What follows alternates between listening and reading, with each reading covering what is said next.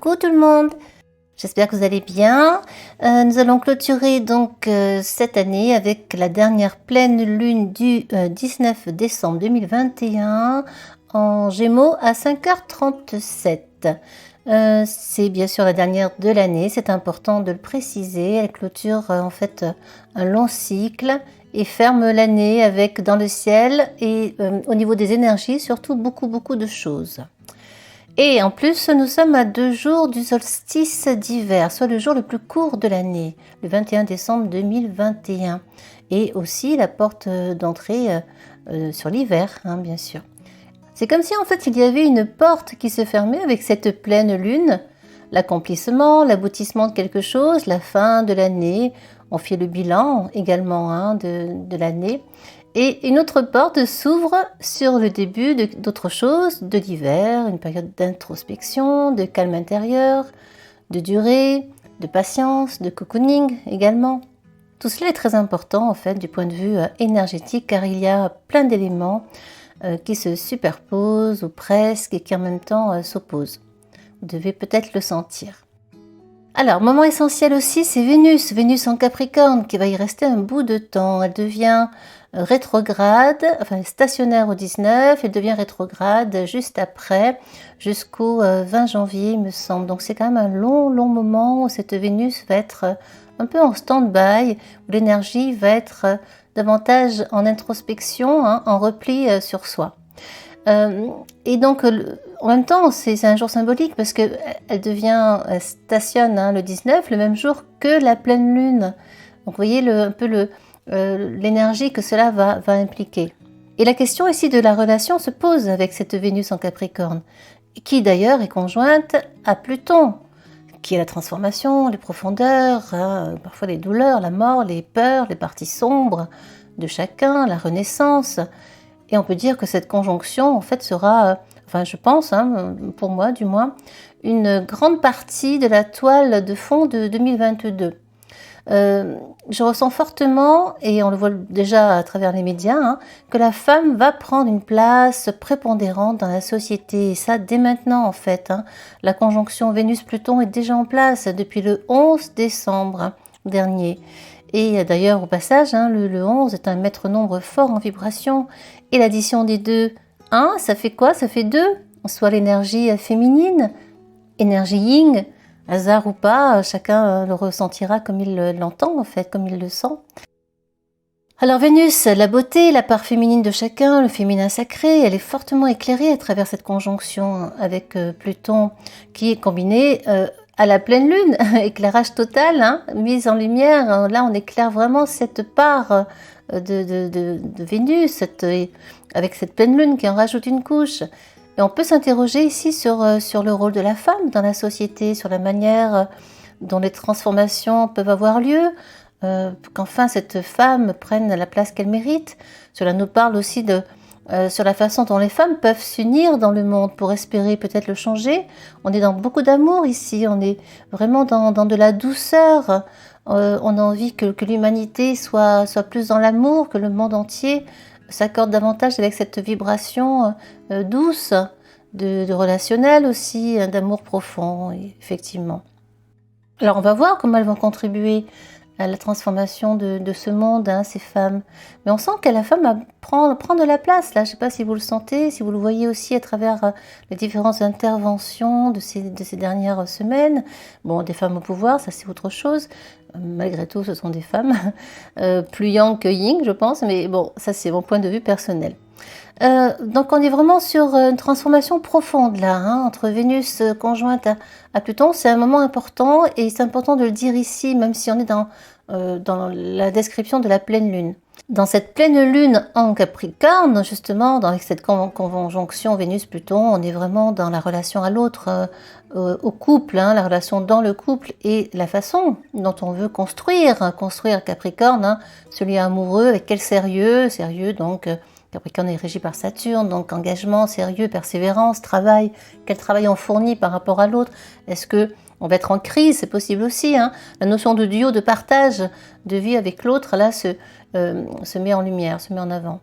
Chacun va voir comment il va décider de sa relation de couple. Il peut y avoir des transformations très profondes et de grands sujets qui sont issus, enfin ressortis du passé, qui vont ressurgir ici, qui vont être mis en lumière. Alors c'est aussi comment on aime l'autre, hein. Capricorne, on nous parle de sérieux, hein, à nouveau, hein, de durée, de loyauté, de confiance, de construction et de contrôle aussi, en même temps de ses émotions, parce que Vénus en Capricorne, bon, elle est un peu dure, hein, elle ferme son cœur, elle est un peu pudique cette Vénus. On a une maîtrise des émotions, maîtrise du cœur. Est-ce qu'on va ouvrir son cœur facilement à l'autre? C'est la question aussi qui peut se poser. Comment est-ce qu'on aime son prochain? Ça peut être aussi la relation à l'autre d'une manière générale. Comment on s'ouvre à l'amour et par extension à l'amour universel à nouveau. Ce qui est vécu personnellement va se répercuter à large échelle. N'oublions pas que chacun a des vibrations qu'il va envoyer à l'univers et qui marquent aussi le collectif. Alors on continue notre périple concernant cette pleine lune très marquée, très marquante, il faut bien le dire. Marqué aussi par ce fameux carré qui a été le décor principal de 2021, donc carré entre Saturne et Uranus, on l'a déjà évoqué plein de fois, d'autres personnes aussi.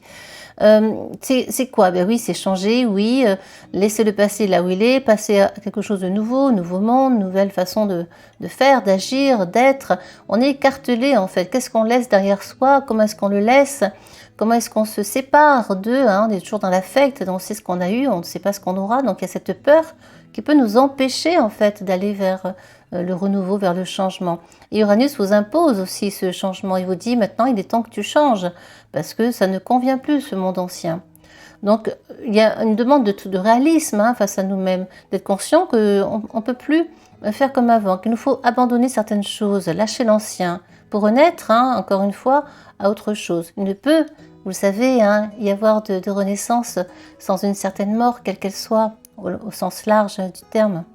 Et en plus, ce carré Saturne-Uranus redevient exact le 24 décembre, un moment quand même symbolique, n'est-ce pas? C'est une véritable naissance divine que nous propose ce carré de Saturne-Uranus. Alors, il faut en prendre toute la mesure. On nous demande ici d'incarner le changement qui est en nous, puis de le conscientiser, de l'acter en ce jour très important qu'est le 24 décembre prochain.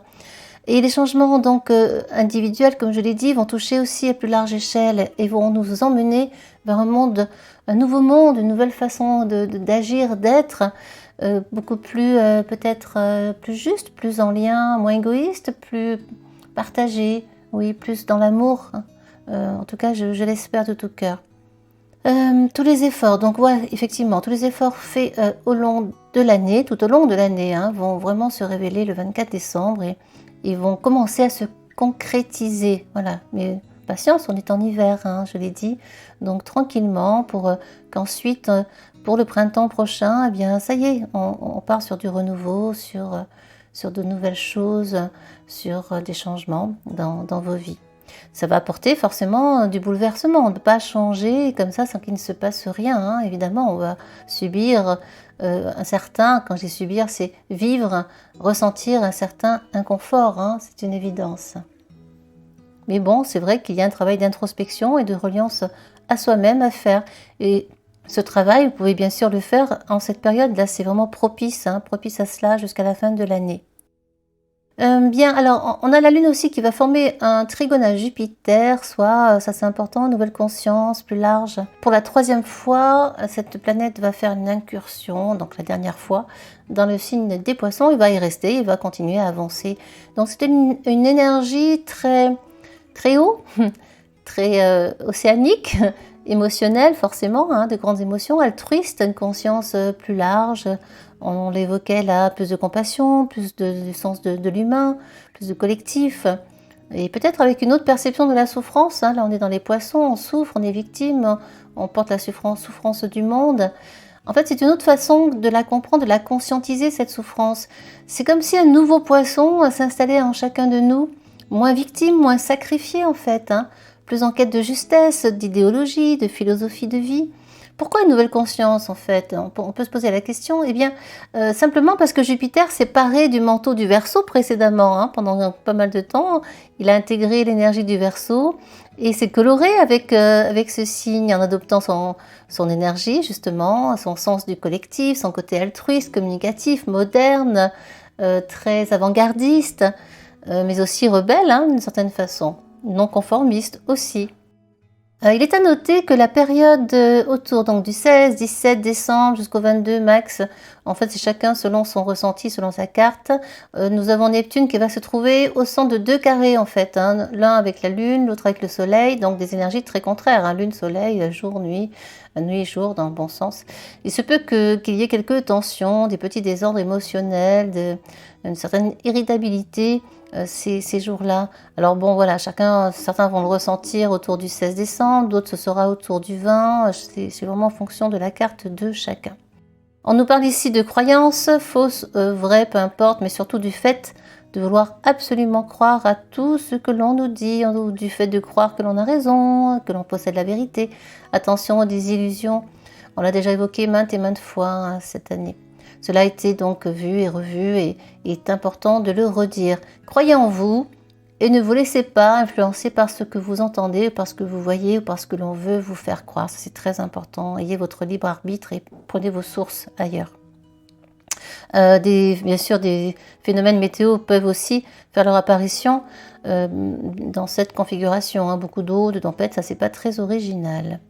On continue, la Lune avance et va s'opposer à l'énergie de Mercure, la communication, les pensées, le mental qui, lui, est en carré à Chiron, la santé en général. Donc il vous est invité à prêter attention à votre santé mentale hein, davantage, parce qu'on n'oublie pas que la pleine Lune est dans le signe des Gémeaux, le mental, l'air, beaucoup de pensées, et Mercure est la planète maîtresse hein, de ce signe. Donc nous sommes là dans ce carré qui va vraiment mettre la pression sur les pensées, sur l'intellect plutôt, sur tout ce que vous avez dans la tête, que vous mettez dans la tête. C'est aussi les peurs communicatives, hein, communiquer Mercure, les peurs sur la santé physique, sur les sujets de santé également, hein, qui sont assez récurrents, il faut bien le dire. Donc gare au stress, attention au stress, à trop d'informations qui pourrait à terme vous empêcher de penser par vous-même. Ça c'est important de toujours d'aller chercher vos sources, encore une fois, de partir à la pêche vers d'autres courants pour voir s'il y a autre chose, d'autres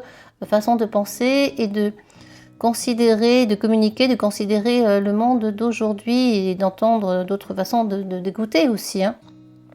Il peut y avoir des burn-out, des états de dépression, des névroses, des angoisses, des mal-être hein, importants qui peuvent tourner autour de cette pleine lune et on sent que les énergies sont un petit peu houleuses, un peu tendues.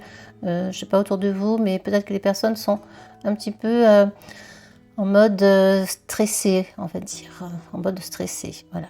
Il peut y avoir donc aussi des annonces, une communication faite autour de nouveaux traitements, des nouveautés en matière de santé, ou aussi des révélations soudaines, imprévues.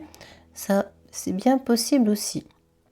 En fait, il y a aussi une harmonie entre Uranus et Chiron, donc ce sont de bonnes nouvelles, normalement. Nous verrons bien. Et on continue sur sa belle route. Cette lune avance et vient former après une opposition à notre chère Vénus évoquée au début de la vidéo. Son énergie va alors se déclencher. Il nous parle d'amour, de relations, de couple, encore une fois, créativité aussi, hein, on l'a déjà vu. Mais on est dans une opposition, donc ça peut être des tensions, des blocages à la créativité, des empêchements, quelques discordes aussi. Ça, c'est possible. Donc oui, alors, on va s'interroger bien sûr aussi hein, sur ses sentiments, sur la façon dont on considère sa relation, sur ce que l'on veut bâtir, construire, on l'a déjà vu précédemment, on ne va pas revenir sur le sujet. Il va être nécessaire, par contre, ça c'est sûr, de transformer votre relation en profondeur, c'est ce qu'on vous demande de faire ici, de nettoyer ce qui ne sera pas utile, d'aller vraiment au fond du fond pour faire le ménage dans votre façon de penser l'autre, de vivre avec l'autre, hein, quelle place on lui laisse et quelle place l'autre vous laisse. Et les femmes, bien sûr, sont toujours amenées à développer leur pouvoir créateur, leur pouvoir féminin. Osez vous affirmer et osez changer ce qui doit l'être. La communication dans le couple, dans la relation, va être essentielle hein, pour permettre une belle évolution. J'avais un point important à évoquer à nouveau concernant le carré Saturne-Uranus 24. J'en ai parlé à plusieurs reprises. Prudence ce jour-là dans vos échanges, vos propos. dans votre manière de communiquer, car la période peut être tendue et vous êtes en famille, on est en réunion familiale, donc on peut partir dans des discussions houleuses, agressives, qui pourraient vraiment créer une véritable scission familiale et un grand désordre général. Prudence. Donc il est conseillé d'éviter les sujets habituels, politique, religion, et à présent un sujet très feu, très houleux, celui de la crise sanitaire, celui des vax, des non-vax, etc. Parce qu'en fait, tout cela a beaucoup divisé jusque-là et ça va encore continuer. Donc, prudence, prudence entre vous. C'est pas le moment de vous déchirer. Une fois que le déchirement est fait, c'est plus compliqué de revenir à des relations plus saines et plus, comment dire, bénéfiques et plus harmonieuses. Hein. Voilà. Car au débordement, surtout avec les excès d'alcool, les langues peuvent se délier plus facilement. Donc, soyez vraiment à l'écoute et restez zen, quoi qu'il arrive, quoi qu'on vous dise. Bon, un homme averti en vaut deux, et je dirais là, étant donné avec notre Vénus si présente, une femme avertie en vaut deux. On va terminer donc notre analyse par l'opposition de la Lune à Uranus autour des 29, 30, 31 décembre, soit la toute fin de l'année. C'est le moment d'envisager les changements que vous avez initiés depuis ce début d'année 2021. C'est le moment de penser votre liberté autrement, de changer vos croyances, vos pensées, de changer votre vie en profondeur, de modifier vos habitudes, même alimentaires.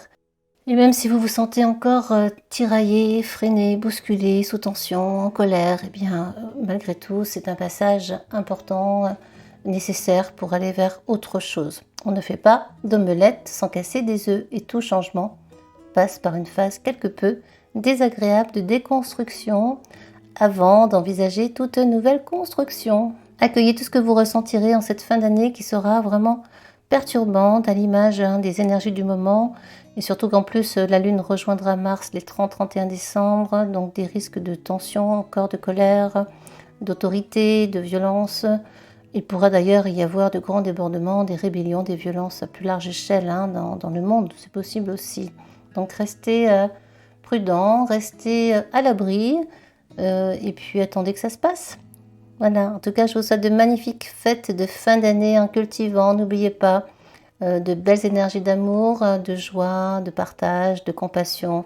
C'est très important, ouvrez-vous, ouvrez votre cœur à vraiment quelque chose de beaucoup plus positif que ce que nous avons vécu jusque-là. Tout a sa raison d'être et tout est parfait tel que c'est. Répétez souvent ces phrases et vous verrez que vous sentirez au fil du temps beaucoup mieux. À bientôt les amis, prenez soin de vous.